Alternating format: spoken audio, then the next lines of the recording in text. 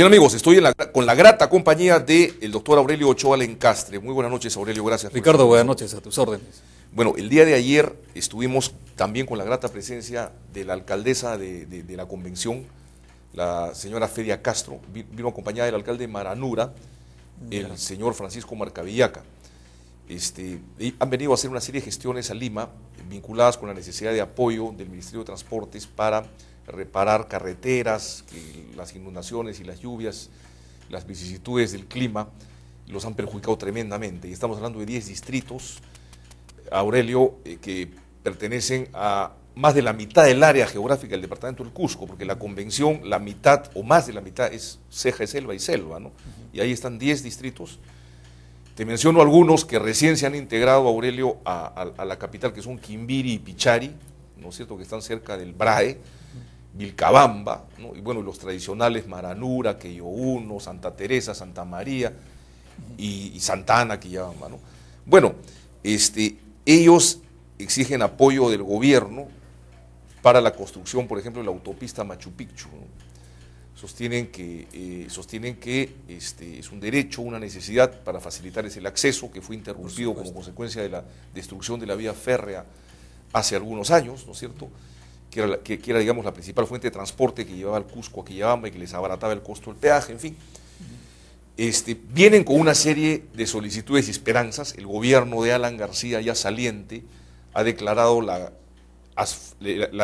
colocación del asfalto de esa carretera como de necesidad nacional.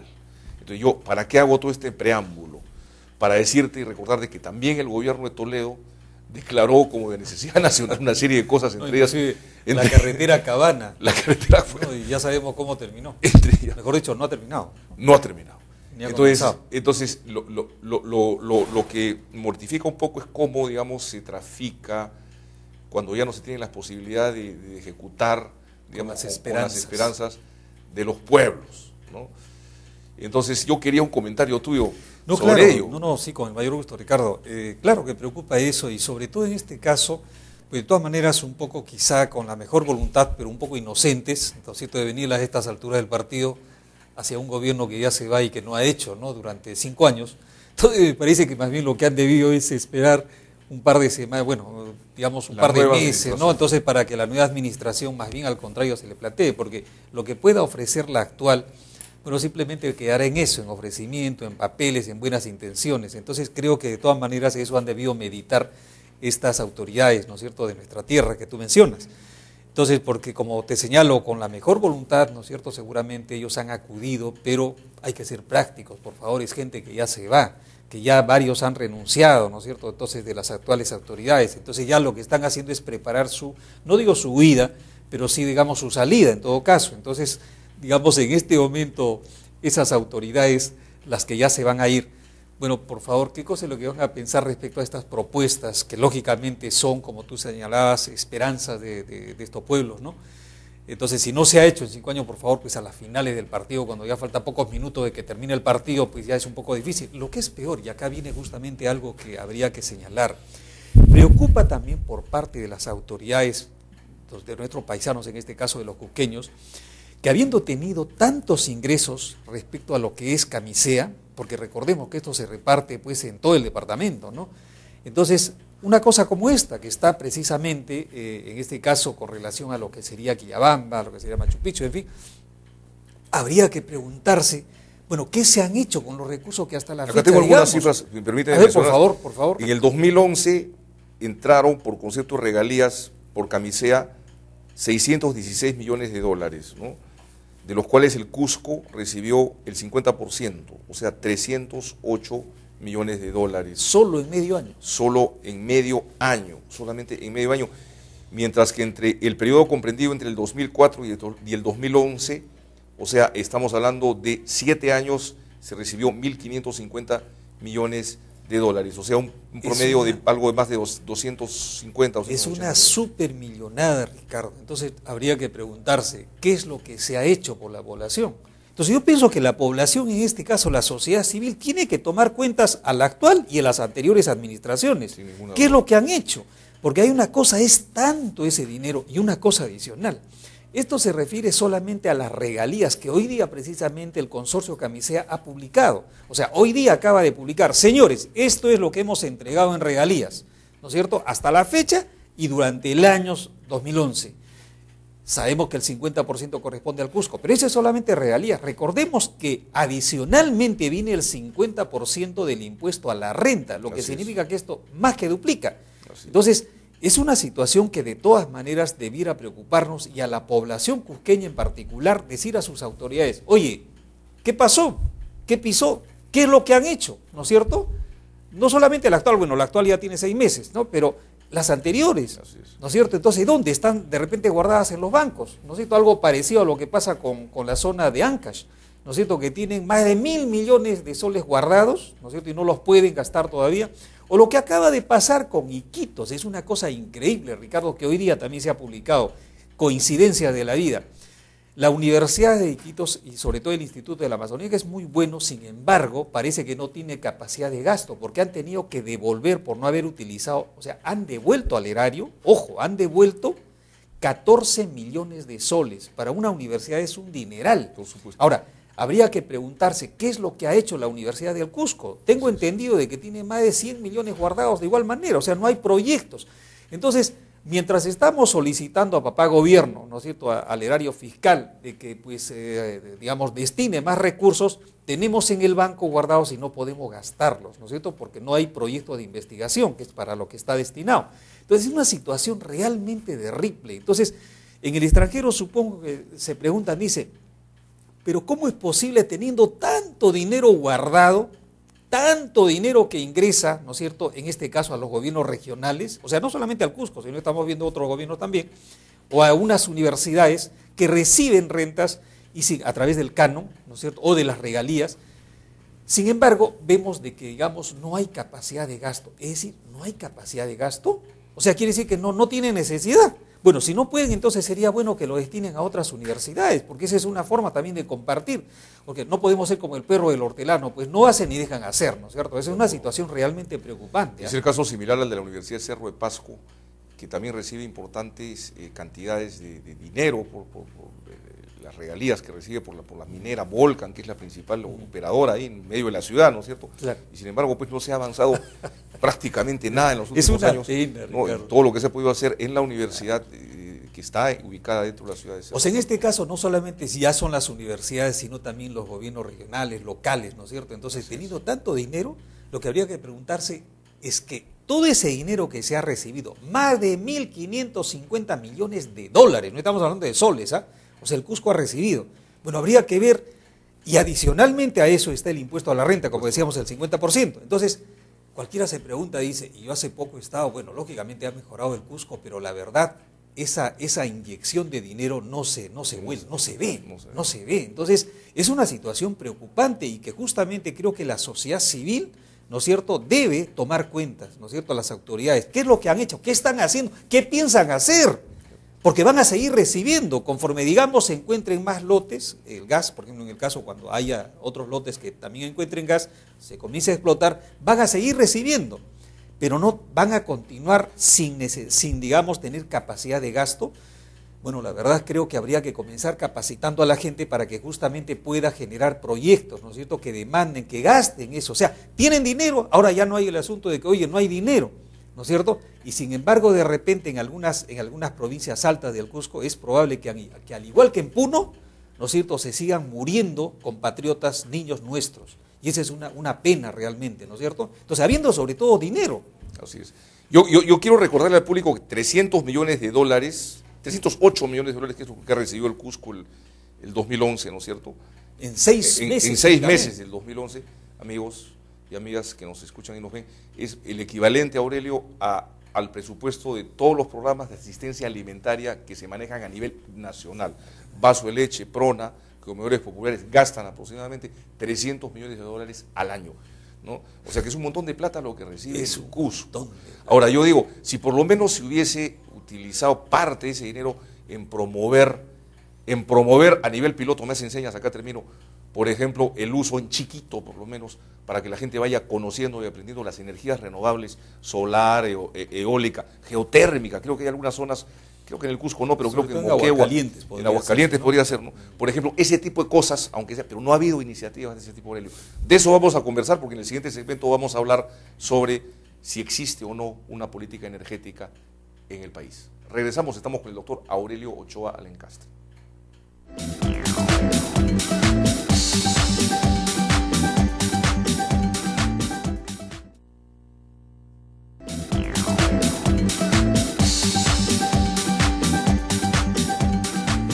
Estamos con el doctor Aurelio Ochoa Alencastre, estamos comentando la falta de capacidad de gasto, no solamente del gobierno regional del Cusco y de los gobiernos locales del Cusco, sino de todo el Perú, ¿no? Que hacen agua. Que tienen canon y regalías. Que tienen canon y regalías y que hacen agua, ¿no? En ese aspecto. Y esto ya es inconcebible, entonces ameritaría pues la existencia de una especie de observatorio, digamos, de cómo se gasta, cómo se deberían gastar esos recursos, un observatorio permanente, digamos, ¿no?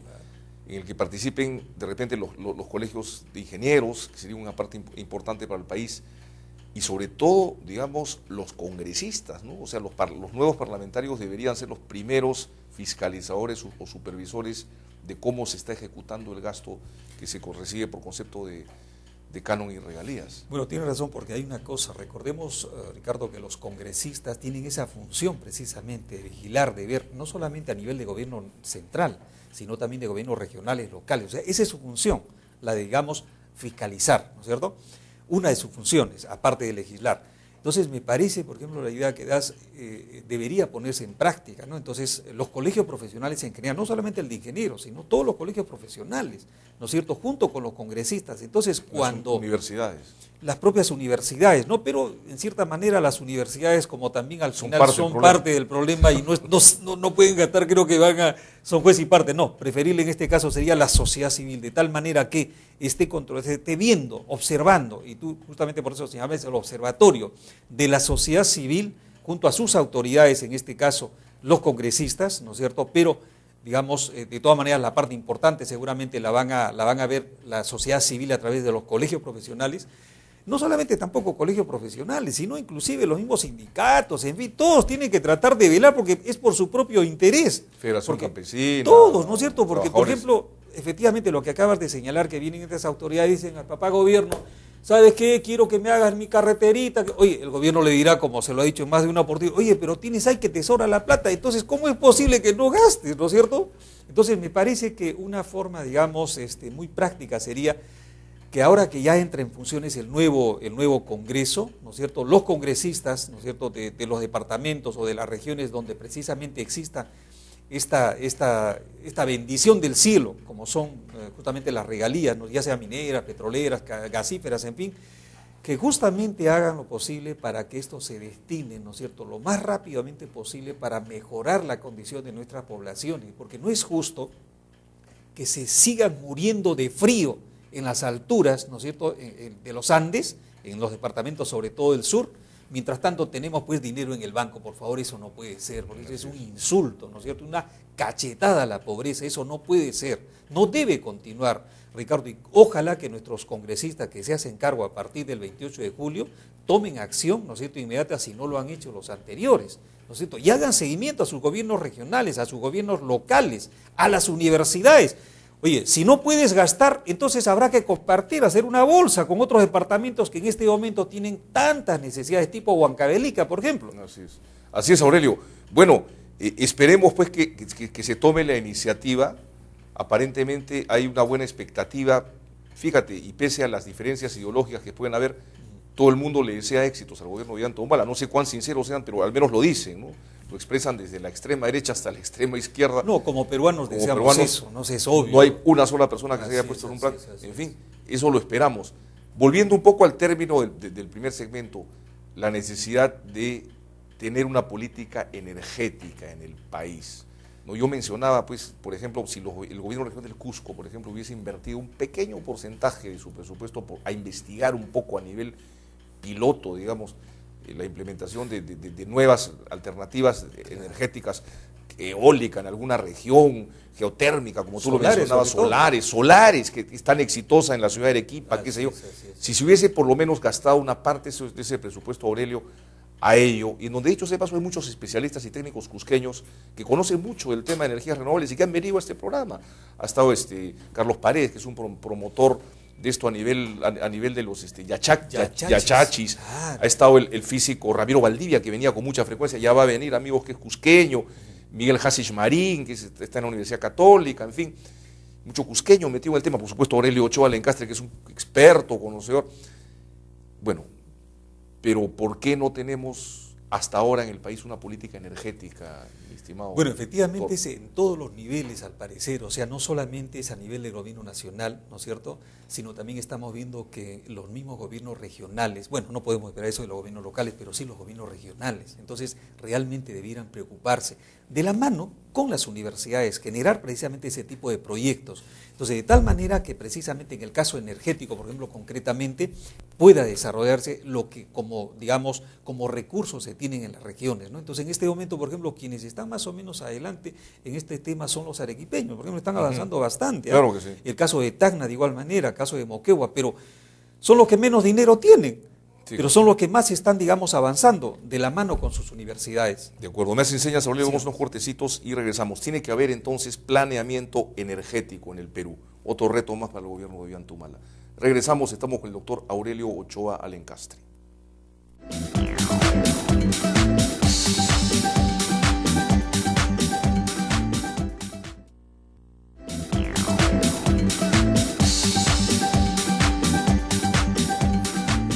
Bien, estamos con el doctor Aurelio Ochoa Lencastre. Hay una revista que se llama Petróleo, Gas y Negocios, donde hay un artículo muy interesante escrito por el doctor Aurelio Ochoa, llamado Hacia el Planeamiento Energético, cuya lectura recomendamos, la revista Petróleo, Gas y Negocios.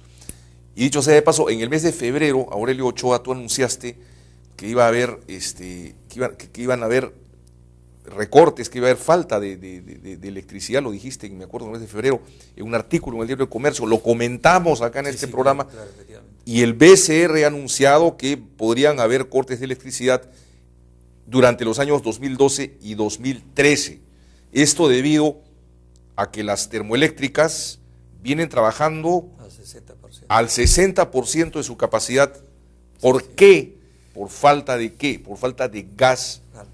Por falta de gas natural, ¿no? Es increíble, Ricardo, que mientras nos damos el lujo de continuar exportando en este momento, el mercado interno no está siendo plenamente abastecido, y eso es lo preocupante. O sea, tenemos para exportar y no tenemos para utilizar localmente. En este momento, y lo decíamos en febrero, como tú lo habías recalcado, en un artículo, que ya las mineras del norte y del sur, en horas punta, o sea, en la noche, ¿no es cierto?, se les estaba recortando el suministro eléctrico. ¿Como consecuencia de qué? De que ya pues había racionamiento en el país, y era de que las termoeléctricas se quejaban de que no tenían gas para funcionar. Ahora viene de confirmar el BCR hace dos semanas en su boletín semanal justamente sobre este tema, y que no solamente iría hacia las mineras, sino que inclusive, claro, en condicional señala, si cayese cualquier termoeléctrica o esto, por mantenimiento, por lo que sea, no tendríamos cómo afrontar y tendría que racionarse, tendría que haber cortes eléctricos en condicional a las grandes ciudades del país. Esa es una situación inconcebible, inaudita, que estemos, digamos, expuestos a esa situación mientras nos estamos dando el lujo de continuar exportando el gas natural. Realmente esperemos que a partir del 28 de julio, ¿no es cierto?, se cumplan las promesas con relación a este ofrecimiento. Ningún país en el mundo, Ricardo, ningún país que yo conozca, y algo conozco de lo que es el tema energético en el mundo, ningún país se da el lujo, ¿no es cierto?, de priorizar la exportación en desmedro de su mercado interno. Ninguno. Solamente el Perú. Y esperemos que a partir del día 28 de julio se cumplan las promesas, ¿no es cierto?, del presidente electo, en el sentido de que en tanto no haya abastecimiento interno pleno, pues ni una molécula de gas saldrá. Eso es lo que, digamos, espera, digamos, el pueblo, porque ese fue el compromiso, ¿no es cierto? No queremos romper contratos ni cosa por el estilo, pero de ninguna manera podemos sacrificar a la población local, ¿no es cierto? Eso es inconcebible, o sea, desde todo punto de vista, eso no ocurre en ninguna parte. Esperemos que a partir del día 28 de julio tampoco ocurra en el caso peruano. Bueno, nosotros en la entrevista que le hicimos al presidente electo, el comandante Ollanta él expresó públicamente, y lo vamos a pasar seguramente un día de estos, esta semana, mañana, el viernes lo vamos a pasar, dijo, ni una molécula de gas para la exportación en tanto no se satisfaga la demanda interna. Esto lo dijo el año pasado, cuando estaba todavía en la pre-campaña electoral, y lo dijo con un énfasis que vale la pena, si es necesario, recordarlo. Recordárselos, ¿no? De todas maneras, Recordárselo. para que se supone que en el mensaje presidencial algo debe, digamos, señalarse sobre este tema, ¿no? Así es. Consumimos aproximadamente, doctor Aurelio Ochoa, 450 millones de pies cúbicos, ¿no es cierto? Diarios, 450 millones de pies cúbicos diarios de gas natural, y exportamos 620 millones, Increíble. diarios. O sea, así es, entre 400 y 450 millones son los que consume hoy día el país, ¿no? Sin embargo, exportamos 620, es decir, más del 50% más. O sea, es increíble. O sea, exportamos mucho más de lo que nosotros consumimos. Ahora, si nosotros estuviésemos a la inversa, bueno, todavía diríamos, digamos, lo que nos sobra es que podemos exportar, ¿no es cierto? Un plus. Pero no en este caso. No tenemos localmente, ¿no es cierto? Y hay necesidades que se han calculado en 803 millones de pies cúbicos y estamos entregando solamente la mitad. Pero sí nos damos el lujo de estar exportando 620. Allí, 620 millones de pies cúbicos diarios. Allí no funciona que no hay tubería, que todavía estamos ampliando, que el año 2013 recién funcionará. No, para ellos sí sigue funcionando, ¿no es cierto? A full. En este caso el gasoducto para la exportación. Sin embargo, para el mercado local no hay ni capacidad de transporte. O sea, no hay gas y no hay capacidad de transporte, pero sí lo hay y lo suficiente y más que suficiente para lo que es la exportación. Por favor, me parece que eso es algo que a partir del día 28 de julio esperemos que esto se modifique, porque es inconcebible. Pero lo que es peor todavía de inconcebible, resulta que eso que se exporta está todavía a precios inferiores, o sea, se está exportando a precios inferiores a los que cobramos a los consumidores locales. O sea, no solamente es que no tenemos, sino que adicionalmente todavía casi lo regalamos. Extraordinario negocio, no para el Perú, sino para otras personas. Y bueno, ya el tiempo nos gana, ya no va a quedar tiempo para que lo comentes, pero estamos importando electricidad de Ecuador, ¿no es cierto? Sí, justamente como consecuencia de esta situación estamos exportando como nunca se había hecho antes, porque siempre exportábamos, ahora importamos algo del Ecuador. Gracias, Aurelio. Seguiremos Siempre comentando a tus la órdenes. próxima semana. Amigos, muy buenas noches. Doy pase a mis compañeros en la blanca ciudad de Arequipa.